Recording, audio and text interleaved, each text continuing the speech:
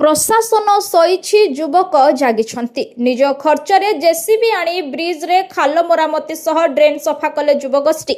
नमस्कार, RGDA.in channel को आपनको स्वागत। रायगढ़ जिला सदर ब्लॉक अधीन जेकेपुर निकटस्थ नायडूपेटा ठारे थिबा 326 नंबर जातीय राजपथ ब्रिज रे दीर्घ दिन हला जलबंदी व खालखमा समस्या लागि रहिछि। सामान्य वर्षारे ब्रिज उपरे आंठुए उच्चर पानी जमी रहुथबा बेले उभय पार्श्वर नाଳ अवरोध हेतु पानी निष्कासन होई पारु नाही।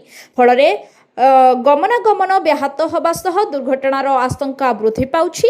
ए संपर्क में अंचलवासी संपृक्त विभाग को बारंबार लिखित और मौखिक भाव अवगत कराइथिले हैं कौनसी स्थायी पदक्षेप ग्रहण करा जाय नथिला। शेषरे स्थानीय युवगोष्ठी निज उद्यम जेसीबी मेसिन नियोजित करी गत 2 दिन धरी ब्रिज रो खाल सब मरामती करबा सह नाଳ सफाई करिसंती। युवक मानक एही नागरिक दायित्वबोध को स्थानीय अंचल रे प्रशंसा करा जाउथबा बेले प्रशासन और संपृक्त विभाग अवहेला को नहीं जनसाधारण असंतोष प्रकाश पाई।